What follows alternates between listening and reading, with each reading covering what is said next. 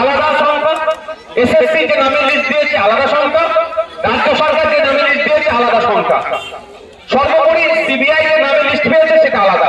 পুরো হসপস হয়ে গেছে, কে ভালো আর কে খারাপ খুঁজে পাওয়া যায়নি। বারবার রাজ্যকে বলেছে যে কে আসল কে নকল, কে বৈধ কে অবৈধ, তাদের লিস্ট দাও, রাজ্য সরকার দেয়নি, ফলে সমস্ত প্যানেলটা বাতিল করেছে।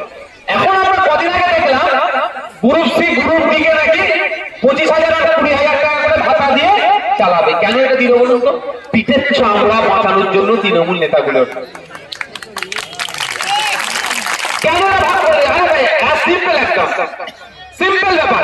আমি যদি দেখুন ভাই, সিস্টেম আমার হাতে আছে, আমি 26,000 কে চাকরি দিয়েছি, কজনকে বৈধ কজনকে অবৈধ আমি জানি না ভাই, তাই তো? আমি যদি এখন যারা অবৈধ তাদেরকে ছেড়ে দিই কি হবে?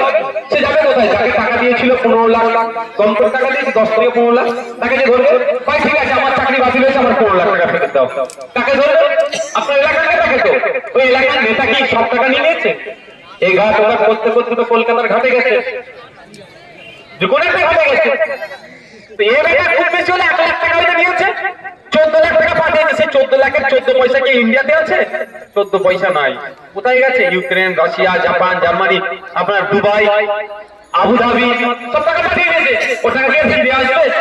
তাহলে কাকে ধরবে?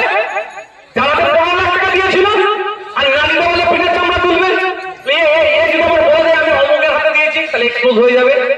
সেই জন্য একে না মারে, একে না ধরে, ওই কি বলছে আমি 25,000 টাকা 20,000 টাকা করে দেবো। আরে কেন দেবেন? কেন 25,000 20,000 টাকা কত টাকা আইনের মধ্যে হলো? এক নম্বর কথা। দ্বিতীয় কথা, যারা অবৈধ পন্থা অবলম্বন করে ঢুকেছে কারণ তাদেরকে 25,000 দেবেন, আর যারা বৈধ পন্থা অবলম্বন করে ঢুকেছেন তাদের 500 মাইনে কেন তারা পাবে না ভাই? এই যে হচপচ করার কারণটাই কেন বলুন তো? দুর্নীতি করেছে বলে। আর যত চোরা বালিতে পড়েছে, যত লড়বে তত কি হবে? ঢুকবে।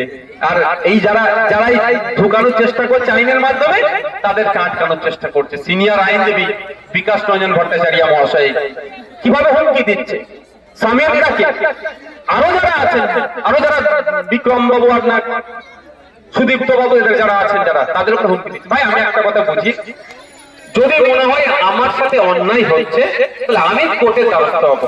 আমি উকিলকে কি ধরে টানাটানি করবো? এই না, আমার কথা বলছি। আমাকে যখন জেলে রেখেছিল জানেন তো 42 দিন, আমাকে আটকানোর জন্য কোর্টে কে দাঁড়াচ্ছিল? সরকার পক্ষের উকিল পিপি।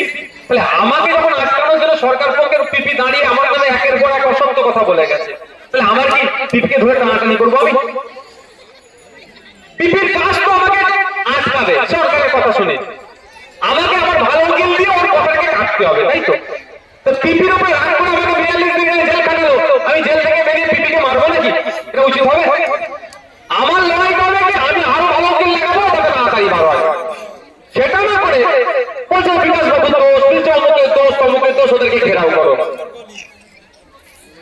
আরে ভাই ভালো উকিল লাগাও না, তা করছো না, বা যদিও করো কিন্তু কাউকে উকিলকে এ করা মানে বিচার ব্যবস্থার প্রতি আগুন তুলে দেওয়া।